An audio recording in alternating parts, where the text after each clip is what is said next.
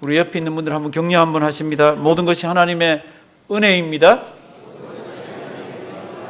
예, 날씨가 아주 덥습니다. 아직까지 더위가 가려면 아직까지 좀 더 있어야 되는데 잘 참으시고요. 지금 우리 조국 대한민국은 더위로 지금 그리고 아주 막 한 난리를 치고 있습니다. 그래서 이런 말이 있더라고요. 들어보셨는지 데프리카라고 들어보셨어요? 아프리카 말고 데프리카라고. 하도 대구 지역이 더워가지고 그 지역을 아프리카에 비유해서 데프리카라 그랬더라고요. 근데 이제는 대구만 더운 게 아니라 전국이 다 덥습니다. 그래서 대한민국을 아프리카하고 합쳐가지고 뭐라고요? 데프리카라 그럽니다.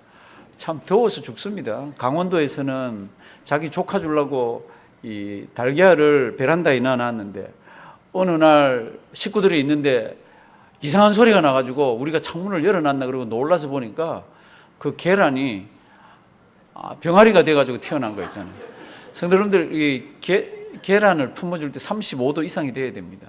그 정도로 지금 뭐 덥노라. 영국은 철도가 엿가락처럼 휘어가지고 지금 조심조심 운행하고 있는 거 보셨죠, 그렇죠? 그리고 뭐 유럽에는 지금 막 이렇게 전에는 이렇게 푸르렀는데 이제는 누렇다 그러고 이런 항공 사진들이 나오고 전 세계가 아주 뜨겁게 지금 돌아가고 있습니다. 이상하게 돌아가고 있습니다. 그런데 이렇게 이상하게 돌아가는 지금 이 시대에 우리가 믿는 예수님은 어떻게 그들에게 비춰질까? 그리고 예수님은 누굴까? 지금 우리가 마태, 마가, 누가, 요한 이렇게 가는데 특별히 요한복음을 보면서는 예수님이 누굴까? 지난 6장에서는 예수님이 뭐라고 말씀을 하셨어요. 굉장히 길어요, 6장이. 그랬더니 그 말을 들은 사람들이 이 말 너무 어렵다. 그러고는 어떻게 했어요? 예수님을 떠나서 다시 예수님께 안 왔습니다. 그랬더니 예수님이 제자들에게도 물었잖아요. 뭐라고 물었습니까? 너희도 떠날려냐? 그때 베드로가 뭐라고요? 주여, 영생의 말씀이 여기 있는데 우리가 네게로 가겠습니까? 그게 이제 6장 말씀이에요. 그러니까 예수 그리스도께서 하시는 말씀이나 예수 그리스도의 어떤 모양은 세상에서는 인기가 없습니다. 지금은 어떤 사람들이 인기가 있습니까? 텔레비가 커졌습니다. 그리고 해상도가 높아졌습니다. 그래서 배우들 얼굴을 딱 잡아가지고 쫙 클로즈업 시키면요, 얼굴이 주먹만해야 되고 아주 막 여기 포동포동하고 아주 이렇게 이목구비가 뚜렷해야 인기가 있습니다. 그런 사람들을 일컬어 아이돌이라 그러잖아요. 아이돌은 한국에만 있는 거 아닙니다. 미국에도 아이돌이 있습니다. 영국에도 있습니다. 프랑스에도 있습니다. 독일에도 있습니다. 나라마다 다 아이돌이 있는데 아이돌 특징이 뭡니까? 그러면 큰 텔레비에 딱 잡아내면 사람들이 볼 때 어머 잘생겼다, 예쁘다, 이런 게 아이돌입니다. 우리 예수님은 텔레비로 땡기면 어떨 것 같아요? 성경에 신약에는 모습이 별로 없는데 구약에는 모습이 있습니다. 이사야 53장 2절 말씀을 보면은 장차 올 메시아가 700년쯤 뒤에 장차 올 메시아가 어떤 모습을 띠고 있는지를 묘사하는 성경이 이사야 53장 2절입니다. 앞에 조금 읽다 보면은 그분은 고운 모양도 없고 풍채도 없은즉 우리의 보기에 뭐요? 흠모할 만한 아름다운 것이 없도다. 이렇게 되어 있습니다. He had nothing in appearance that we should admire him 또는 that we should desire him. 우리가 저분 좀 따라가 볼까, 흠모해 볼까 할 만한 그런 것이 외모에는 전혀 없다고 그럽니다. 그러니까 우리가 믿는 예수님은 지금 세상의 관점으로 얘기하면 아주 인기가 없을 사람입니다. 그런데 왜 우리가 예수를 믿습니까? 왜 우리가 예수를 믿는 믿음을 가슴에 품고 있습니까?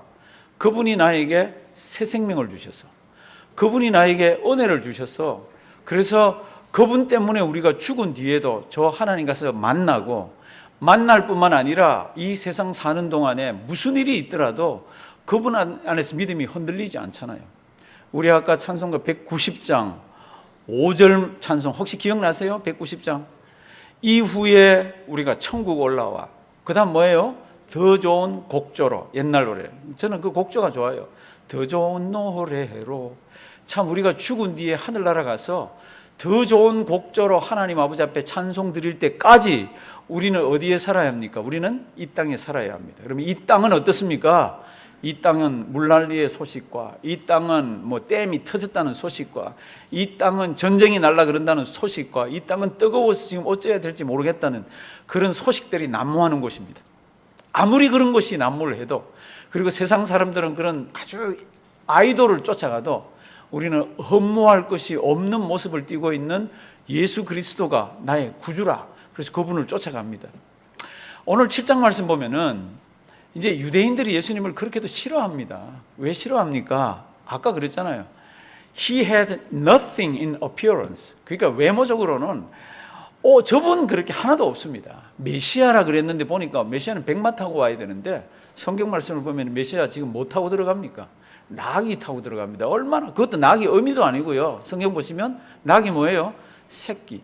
낙이 새끼를 타고 들어가면서 군중의 환호를 받는데 얼마나 우스꽝스럽습니까? 그런 모습들이 뒤에 나오지만 앞모습에서도 예수 그리스도는 이 사람들 눈에는 차질 않습니다. 그래서 끊임없이 이 사람들하고 부딪힙니다. 그래서 7장 말씀도 부딪히는 내용이에요. 우리 성경 말씀 요한복음 7장을 한번 찾아보십시오. 얼른 보시면은 내용이 이렇게 되어 있습니다. 이제 예수님께서 유대지방 예루살렘이 있는 곳에서 잘 다니질 않습니다. 왜냐하면 유대인들이 죽이려고 그러니까. 그러니까 갈릴리 지역에 있는 데 있다가 장막절이 되었습니다. 초막절이 되었습니다. 초막절이 되니까 사람들이 예루살렘으로 가잖아요. 그 예수님의 형제들이, 친척들이 예수님 보고 이렇게 얘기합니다. 여기를 떠나서 유대로 가시죠. 이유가 뭡니까? 4절입니다. 스스로 나타나기를 구하면서 이렇게 갈릴리 지역에 묻혀서 일하는 사람은 없습니다. 그러니까 드러나려 그러면 유대 지방으로 가시죠. 근데 이 말을 왜 합니까? 그럼 이 사람들 예수 믿는 사람이 아니에요. 그냥 세상의 처세술로 예수가 그래도 조금 나은 사람이니까 사람 많은 데 가 있어야 되지 않나. 그 내용이 지금 1절부터 쭉 이렇게 기록이 되어 있습니다. 그랬더니 예수님이 이렇게 얘기합니다. 나는 지금 가지 않겠다고. 그래서 형제들이나 친척들이 먼저 가고 예수님은 조금 늦게 갑니다. 어느 때쯤 갑니까? 초막절 중간쯤에 갑니다. 그러니까 제일 사람들이 많이 모였을 때 예수님께서 가셔서 예루살렘에서 교훈도 하시고 가르치기도 하시고 설교도 합니다. 그 내용이 오늘 14절부터입니다. 이제 14절부터 빨리 한번 보시겠습니다.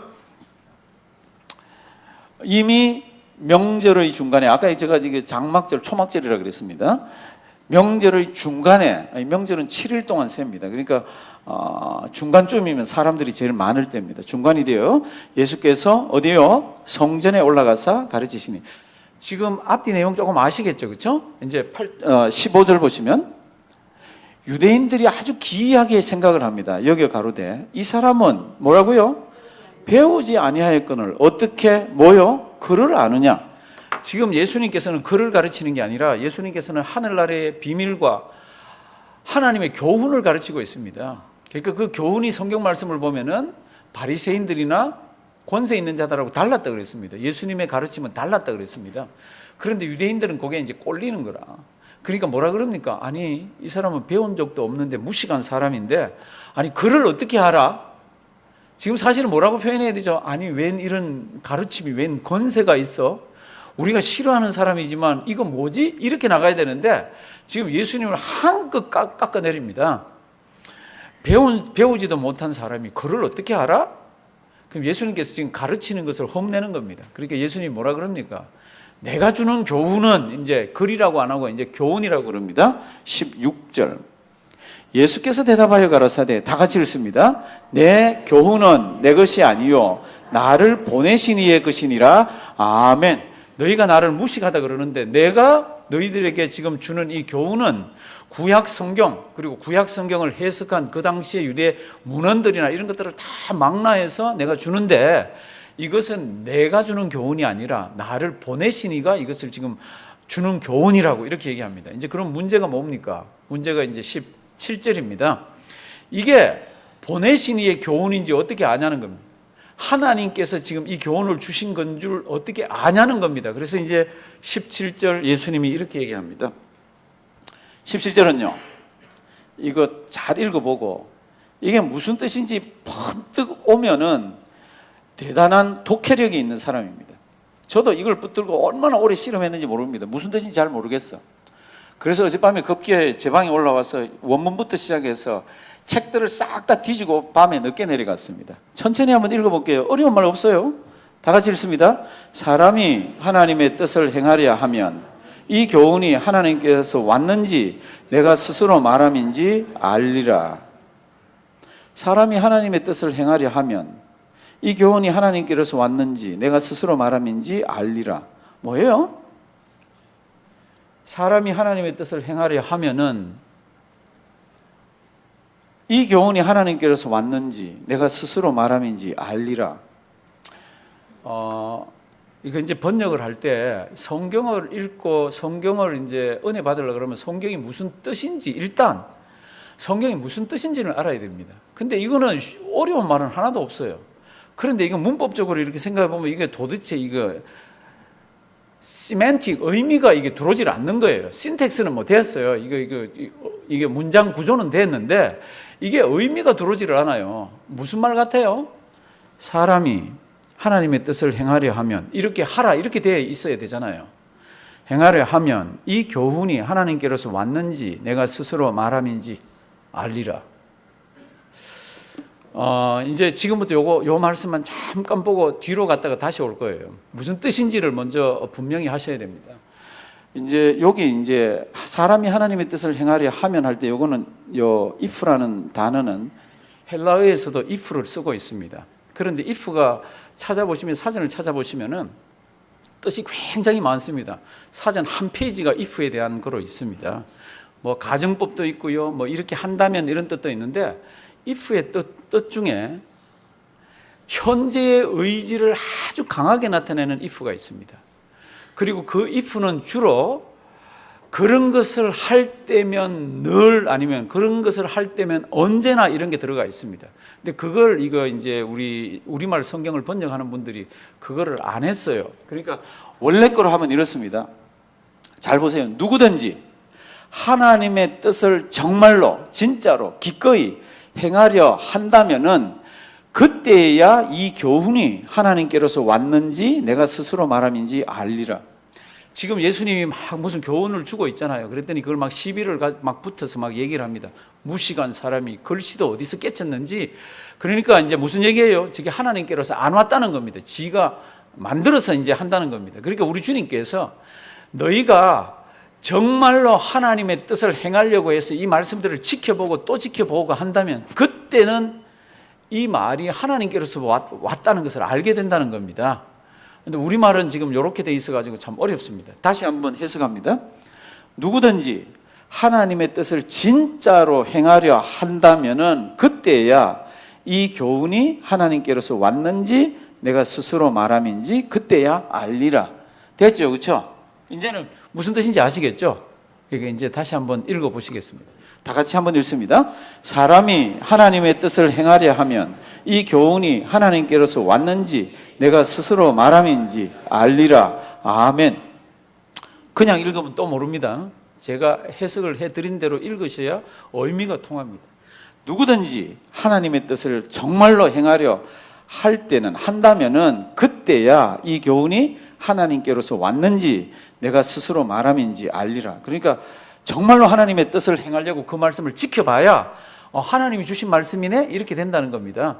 이제 18절 스스로 말하는 자는 자기 영광만 구하되 본이신 이의 영광을 구하는 자는 참되니 그 속에 불의가 없느니라. 이 말씀은 그냥 읽어보시면 의미가 다 통합니다. 그러니까 나는 스스로 지금 말하는 게 아니라 보내신 자의 뜻을 따라서 그분의 영광을 위해서 하는 거니까 나에게는 불의가 없다.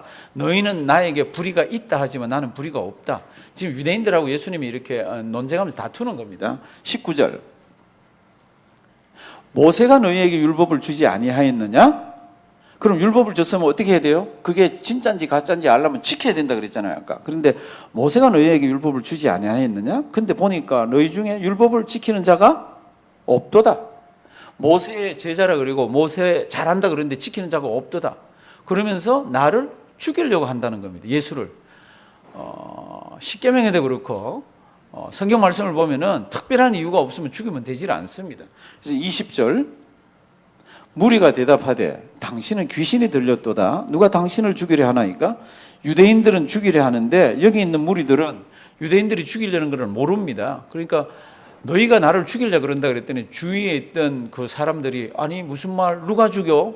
이 사람 귀신 들린 거 아니야? 지금 이렇게 이제 무리들이 하고 있는 겁니다. 21절 예수께서 대답하여 가라사대 다 같이 읽습니다. 내가 한 가지 일을 행하매 너희가 다 이를 인하여 괴이히 여기는도다. 내가 뭐요? 한 가지 일. 이 한 가지 일이 뭐냐면 우리 요한복음 5장에 예수님께서 38년 된 병자를 고쳐줬습니다. 뭐라 그랬죠? 일어나 내 자리를 들고 가라. 그래서 이 사람 병이 나왔잖아요. 그래서 자리를 들고 가잖아요. 주변에 있던 사람들이 그걸 봅니다. 특별히 바리새인과 유대인들은 그걸 보고 뭐라 그러죠? 와, 하나님께 영광. 정말로 하나님 살아계시네. 이게 아니고 성경 말씀 보면 누가 너 보고 그거 들고 가라 그랬는데. 왜냐하면 그날이 안식일이라. 누가 그거 들고 가게 했냐는 겁니다. 누가를 잡으려고 그러는 거지. 그 예수라 그러니까 예수를 죽이려고 그러잖아요. 내가 한 가지 그 일을 했는데 왜 그 이상하게 여기느냐. 그거 주일, 안식일 날 그거 해도 되는 거지 않느냐. 그 다음 성경 말씀 보면요. 22 모세가 너희에게 할례를 주었으니 그러므로 너희가 안식일에도 사람에게 뭐요? 할례를 주는. 할례는 노동입니다. 그러면 안식일 해서는 안 되잖아요. 그런데 모세가 할례를 받으라 그랬습니다. 할례 며칠 만에 받아요? 찬양대? 제가 지금 이렇게 했다가 5일 그럼 틀리는 거 알죠? 할례 며칠 만에 받아요? 8일 만에 받잖아요. 한번 따라 하십니다. 8일. 아이가 태어나면 8일 만에 할례를 줍니다. 근데 할례를 딱 받으려고 그랬는데 이게 안식일이라. 근데 할례는 받아야 되잖아요. 하나님이 8일 만에 받으라 그랬거든요. 그러니까 안식일이지만 할례를 주는 겁니다. 노동을 하는 겁니다. 그래서 그 사람이 하나님의 백성된 표를 내는데 나는 전신 마비가 되어 있는 사람을 구원하고 살려주었는데 그게 왜 죄가 되냐는 겁니다. 우리 주님이 지금 그 얘기를 하고 있는 겁니다. 모세가 할례를 주라 그래서 너희가 할례를 지금 안식일에도 주는데 내가 할례 받는 것보다 더 큰 사람 살리는 일을 했는데 23절 다 같이 읽습니다. 모세의 율법을 폐하지 아니하려고 사람이 안식일에도 할례를 받는 일이 있거든 내가 안식일에 사람의 전신을 건정케 한 것으로 너희가 나를 노여워하느냐. 무슨 뜻인지 아시겠죠? 그렇죠? 하여튼하고 요한복음은 아직 끝날 때까지 이렇게 뱅글뱅글 꼬이는 게 많습니다. 그래도 잘 따라오시는 게 제가 고맙습니다. 아주 고마워요. 여튼 지금 논쟁이 막 가는 겁니다. 누가 자리 들고 가게 했냐? 예수. 그랬더니 예수 죽이자. 유대인들이 모의를 하잖아요. 예수님이 이들에게 얘기합니다. 너희가 안식일날 할례를 주지 않느냐? 모세법을 안 어기려고 안식일법은 어긴 것 같지만 그게 다 묻어가지 않느냐? 나도 안식일법을 어긴 것 같지만 사람 살리는 일을 했다. 할례 주는 것보다도 훨씬 더 사람 살리는 일을 했다. 이제 그 다음 말씀이 뭔가 하면요. 이렇습니다. 외모로 판단하지 말고 공의의 판단으로 판단하라. 외모로 판단을 하면은 내가 안식일에 사람을 고친 거 너희 잘못됐다고 그러는데 하나님의 말씀과 하나님의 뜻과 여러 가지로 이렇게 해서 보면 그거 잘못 안 됐다는 겁니다. 너희는 외모로 그냥 겉으로 드러난 대로 내가 안식일에 병자를 고쳤다고 지금 난리를 치지만 그거는 공의로 판단해 보면은 하나님 앞에서는 죄가 아니라는 겁니다. 이게 오늘 말씀이에요. 제가 장황하게 설명드린 이유는 요한복음을 보시면 이렇게 그냥 읽으시면 뜻이 이해가 되질 않습니다. 이제 다시 17절로 가보십니다.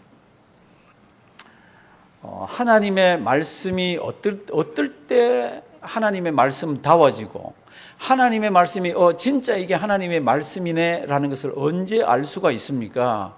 17절 보시면 이렇습니다. 사람이 하나님의 뜻을 행하려 하면 이 교훈이 하나님께로서 왔는지 내가 스스로 말함인지 알리라. 우리말 번역 이렇게 되는데 이걸 고쳐야 된다 그랬죠. 누구든지 하나님의 뜻을 진정으로 정말로 진짜로 행하려 한다면 그때야 이 교훈이 하나님께로서 왔는지 내가 스스로 말함인지 가짜인지 알리라. 성도 여러분들, 하나님의 말씀이 하나님의 말씀다워야 될 때는 언제입니까? 언제 그게 하나님 말씀다워집니까? 성도 여러분들, 우리가 신구약 성경은 다 하나님의 말씀인지 알아요. 이거 안 믿는 사람 아무도 없습니다. 하나님의 말씀입니다. 그러면 이게 진짜로 하나님의 말씀으로서 능력을 나타내고 이게 진짜로 정말로 이거 하나님께서 왔네 그런 걸 언제 알 수 있습니까? 언제 그게 드러납니까? 언제요? 우리가 그거를 행할 때, 그때라야 하나님께서 우리에게 주신 이 말씀이 진짜 정말이네? 정말로 그 말씀이 이루어지네? 이거 정말로 하나님이 주신 말씀이 이렇게 된다는 겁니다. 성도 여러분들, 이 말씀 굉장히 귀중하고 중요합니다. 내가 안 되는 것이 있을 때 성경 말씀이 내가 안 되는 걸 하라 그러네? 그리고 그것을 할 때에야 성경 말씀이 정말로 살아서 운동력이 있어서 나를 바꾸고 내 가는 길을 꺾고 내 목도 꺾고 무릎도 꿇고 하나님 아버지 앞에 움직이게 하잖아요. 언제 그렇게 합니까? 내가 하나님의 말씀이 진짜네 그러면서 이거를 붙들고 그렇게 할 때라는 겁니다. 할 때. 성도 여러분들, 오늘 이 말씀 정말 잘 기억하길 바랍니다. 성경은 수없이 많은 말씀이 여기에 있습니다. 그런데 우리가 안 하는 게 있을 때는 그 안 하는 것 때문에 하나님의 능력이 나타나지 않습니다. 그러면 그때 어떻게 해야 됩니까? 하나님의 그 뜻을 내가 정말로 행하려고 누구든지 그 말 붙들고 그렇게 할 그때에야 이게 하나님의 말씀이네, 하나님의 뜻이네, 그리고 이걸 안다는 겁니다. 그러니까 무슨 말씀을 하고 있습니까? 하나님의 말씀이 있으면 그걸 어떻게 하라고요? 순종해서 그대로 하라는 겁니다. 그때라야 그 말씀이 하나님 말씀이네라는 것을 알 수 있다는 겁니다. 우리는 머릿속으로 이거 하나님 말씀인 거 다 알죠. 이거 모르는 사람 어디 있어요? 첫 페이지부터 끝까지 이거 하나님 말씀이라고 다 알죠. 그런데 뭐라고 그럽니까? 그 말씀을 우리가 그걸 지킬 때라야 그 말씀이 그 말씀이라는 것을 안다는 겁니다. 그래서 제가 어젯밤에 고민을 되게 많이 했습니다. 그러면 이거 많은데 오늘 몇 가지만 하고 마쳐야지. 이거 뭐 때도 시도 없이 그냥 설교할 수는 없지 않습니까? 이 더운 여름에 아주 쉬우면서 우리가 안 하고 있는 게 뭘까? 저부터 시작해서 참 잘 알면서 안 되는 게 뭘까? 그래서 앞에 성경 구절 나올 겁니다. 그거 한번 잘 보시고 이 말씀이 정말 하나님의 말씀이네? 그런 건 언제 알 수가 있습니까? 언제 깨달아집니까? 내가 그거를 막 애써서 지킬 그때에 이 말씀이 진짜 하나님 말씀이네, 이게 된다는 얘기입니다. 앞에 나오라 그랬는데 안 나오네. 예. 우리 다 같이 한번 큰 소리로 한번 읽으십니다. 다 같이 읽습니다. 항상 기뻐하라, 쉬지 말고 기도하라, 범사에 감사하라. 이는 그리스도 예수 안에서 너희를 향하신 하나님의 뜻이니라. 아멘. 그리스도 예수 안에서 너희를 향하신 하나님의 뜻이, 학자들은 막 싸웁니다. 범사에 감사하라는 이거다. 아니다, 이게 덩어리다, 뭐 이런데 아무리 봐도 신구약을 다 통틀어 보면 덩어리잖아요. 아무리 문맥적으로 마지막 문장이라 그러더라도 하나님께서 우리에게 원하시는 게 뭡니까? 항상 기뻐하라, 쉬지 말고 기도하라, 범사에 감사하라. 이거 어려워요? 뜻이 무엇인지 설명이 모르는 분 계세요? 다 압니다. 이것같이 어려운 거 없죠. 우리는 기뻐합니다. 내한테 좋은 일이 일어났거나 좋은 친구 만나서 커피 마시고 막 즐겁게 얘기할 때 기뻐합니다. 그런데 항상 기뻐하기는 어렵습니다. 기뻐한다는 단어는 제가 전에도 늘 말씀드렸습니다. 이거는 감정에 관한 겁니다. 내가 기뻐할 때 할까 말까 하는 거 있는지 한번 보십시오. 우리나라하고 독일하고 축구를 했습니다. 월드컵. 그때 우리나라 선수가 하나 싹 차 넣었습니다. 어마어마하게 참 그런 큰 사건입니다. 그때 대한민국에 있는 모든 사람들이 축구를 보다가 내가 기뻐할까 말까, 손을 들까 말까, 뛸까 말까 그랬습니까? 아니면 들어가자마자 와 그러고 했습니까? 잘 모르시네. 우리 아이가 가고 싶은 대학에 합격했습니다. 아이가 합격했네. 이거를 내가 기뻐할까 말까, 얼굴에 표를 낼까 말까 이거 하는 거예요? 아니면 막 기뻐합니까? 막 기뻐하잖아요. 감정에 관한 거는 그거 되는 거하고 별 상관이 없습니다. 죄송합니다. 엄마가 병원에 가서 진찰을 했습니다. 큰 병이 있다 그랬습니다. 내가 슬퍼할까 말까, 표정을 이렇게 지을까 말까 이래요? 아니면 그러고 눈물이 나면서 엄마 어떻게 이렇게 하는 겁니까? 후자잖아요. 왜요? 이렇게 감정에 관한 거는 우리 이 머리에 컨트롤을 잘 안 받습니다. 항상 기뻐하라고 그 단어입니다. 기뻐하라고 그 단어입니다. 딱 있으면 우리가 딱 판단을 해서 그냥 기뻐하고 그냥 슬퍼하고 하는 단어가 이런 단어입니다. 그런데 슬퍼해야 되는 데도 성경은 뭐라 그럽니까? 기뻐하라고 그럽니다.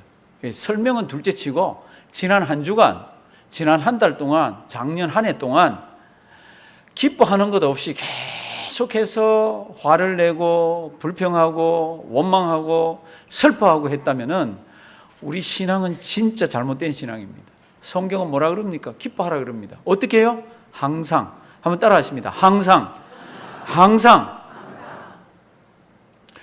기도하라고 그럽니다. 어떻게 해요? 쉬지 말고. 적어도 우리 하루에 3번은 기도하죠. 그렇죠? 3번은. 밥 먹을 때는 기도합니다. 근데 성경은 그 기도를 얘기하는 게 아닙니다. 기도하십시오. 어떻게 해요? 쉬지 말고. 3번째는 뭐예요? 감사하라고 그럽니다. 어떻게 감사해요? 범사에. 범사에는 모든 일입니다. 그런데 이 3개가 다 연관이 이렇게 되어 있습니다. 세상 살아보시면 감사할 일이 많습니까? 감사하지 않을 일이 많습니까? 뭐가 많아요? 감사하지 않을 일이 많습니다. 내 뜻대로 안 되는 게 더 많잖아요. 그런데 성경은 뭐라 그럽니까? 그때도 감사하라고 그럽니다. 그래서 그때까지 다 합쳐야 이게 범사가 되잖아요. 좋은 일은 내버려둬도 감사합니다. 좋은 일이 일어났는데 감사 안 하는 그 사람은 좋지 못한 사람이죠.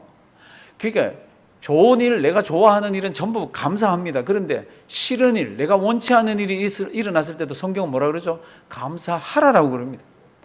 감사하지 못하는데 감사하지 못할 상황에 내가 감사하는 그것을 의지적으로 하나님 아버지 앞에서 하나님 그때에 범사에 감사하라가 무슨 뜻인지 이해된다는 겁니다.